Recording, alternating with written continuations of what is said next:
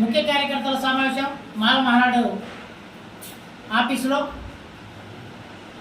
మాల ప్రజా సంఘాల JAC chairman G Chennaiah గారి నాయకత్వంలో ఈరోజు ఇక్కడికి విచ్చేసినటువంటి ముఖ్య అతిథులుగా కోకన్నూరుగా బేర బాలకృష్ణ గారు, మేక వెంకన్న గారు, అదేవిధంగా బూరుగుల వెంకటేష్ గారు, గోపోస్ రమేష్ గారు రాష్ట్ర నాయకులందరూ కూడా ఇక్కడికి రావడం జరిగింది.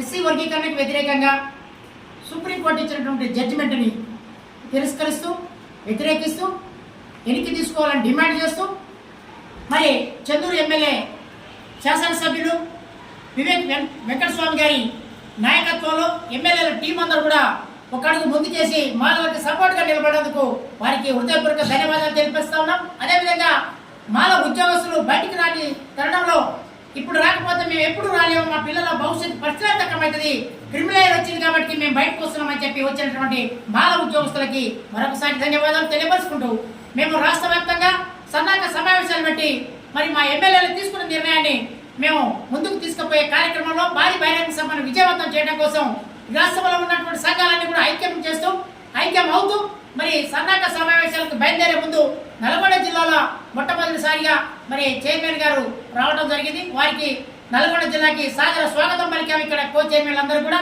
అదేవిధంగా ఈరోజు నల్గొండ జిల్లా మరి సంఘాలన్నీ కూడా ఏకతాటి మీదకి రావాలని చెప్పి అన్ని సంఘాలు కూడా ఏకమై ఈరోజు లక్కుమల్ల మధుబాబు గారిని కన్వీనర్గా, మరి అదేవిధంగా కోకర్నర్గా చింతపల్లి బాలకృష్ణని తీసుకొని మరి ఇంకొక వ్యక్తి చక్రవర్తి గారిని, మరి అదేవిధంగా వీళ్ళందరూ కూడా ఇంకా వచ్చే కన్స్టిట్యూషన్ సంఘాలన్నీ కూడా కలుపుకొని రేపు భారీ బహిరంగ సభ హైదరాబాద్ లో నిర్వహించబోతా ఉన్నాం. అదే సభని కాకుండా మరి ముందస్తుగా సన్నాహక సమావేశంలో భాగంగా నల్గొండ జిల్లాలో త్వరలో ఒక 10,000 మందితో భారీ బహిరంగ సభను కూడా ఏర్పాటు చేయాలని మా కోకన్నర్ గారు ఇద్దరు కూడా వారి యొక్క ఉత్సాహంగా ఉన్నారు. వారి యొక్క నాయకత్వంలో జిల్లాని బలోపేతం చేస్తూ అన్ని గ్రామాల నుంచి మండలాలు, నియోజకవర్గం, డివిజన్ స్థాయి, జిల్లా స్థాయి వరకు కమిటీలు నిర్మాణం చేయాలని చెప్పి ఆ నిర్మాణంలో భాగంగానే హైదరాబాద్ కానీ నల్గొండలో బహిరంగ సభలు సక్సెస్ అవుతాయి.